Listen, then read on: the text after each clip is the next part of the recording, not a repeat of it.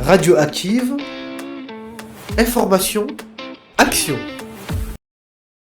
Bonjour à tous, retour sur la journée porte ouverte de la Serre. Après avoir échangé avec les structures accompagnant les jeunes entreprises dans l'épisode précédent, penchons-nous aujourd'hui sur le monde de l'entrepreneuriat avec notre invité du jour. Bonjour à vous.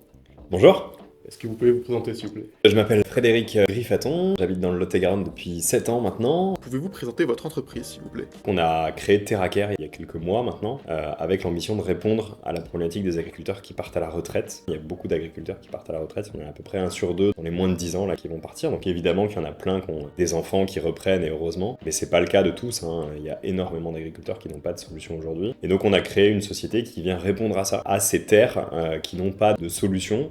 Et nous, notre vocation, c'est de préserver du patrimoine agricole et de faire de la résilience alimentaire et de la résilience climatique sur notre territoire. Et on fait ça comment? On fait ça en proposant un contrat de gestion. Donc c'est pas du fermage, ça permet que le propriétaire soit quand même un peu plus libre, ça permet qu'il gagne un tout petit peu mieux sa vie. Et on travaille en agroécologie, en agroforesterie, on replante pas mal de haies, on arrête de travailler le sol, on met beaucoup moins de produits phytosanitaires, voire pas, puisque dans la majorité des cas on va travailler en bio. Donc l'idée c'est de fournir un produit sain, de qualité, à un coût abordable. Quelles sont les étapes et difficultés que vous avez traversées lors de la réalisation de votre entreprise? Alors les difficultés qu'on a pu traverser pour la création, alors je vais peut-être pas forcément parler de TerraCare, je vais plutôt parler de mes premières expériences d'entrepreneuriat quand j'étais même encore au lycée. Tout de suite, il y a plein de gens qui s'y connaissent énormément. Et du coup, il y a plein de gens qui sont là pour vous dire « Ouais, non, ton idée, elle est pas terrible et compagnie ». On s'en fiche de l'idée. Ce qui compte, c'est l'exécution. C'est ce que les tripes que vous allez mettre dans l'affaire derrière et toute la motivation, l'énergie que vous allez y consacrer. Mais moi, le conseil que je donne par rapport à l'expérience que j'ai là-dessus, c'est il faut entreprendre. Il faut tester. En fait, l'entrepreneuriat, on peut se planter 3-4 fois, c'est pas grave, quoi. C'est pas comme des études où il y a le diplôme à la fin et terminé. Donc oui, ça peut être un petit risque parce qu'on se dit « Ouais, mais je vais mettre un peu de sous dans l'histoire ». Peut-être y passer 2-3 ans, y mettre beaucoup d'énergie, etc. Mais en fait, c'est une expérience qui est incroyable.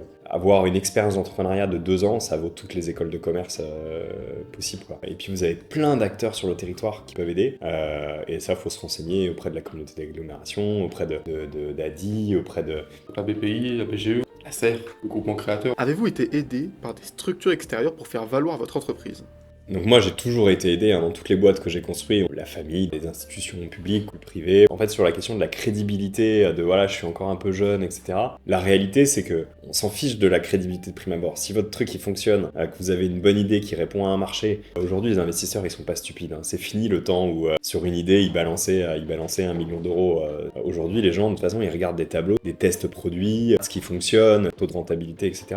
Faut pas avoir d'a priori sur ce que les autres vont penser. Vous avez une idée, faut se faire aider, faut écouter. Bien sûr qu'en entrepreneuriat, vous allez trouver quelques portes fermées, mais on est dans un territoire qui vous aidera, et puis il faut y mettre de l'énergie. Bon écoutez, merci beaucoup. Parfait. Je vous souhaite une bonne journée. Merci. Merci à tous d'avoir écouté ce podcast. Pour tout besoin sur la question de l'entrepreneuriat, n'hésitez pas à solliciter votre conseiller mission locale ou à faire un tour sur le site internet de la mission locale. Merci encore et à très bientôt. Radioactive, le savoir c'est le pouvoir.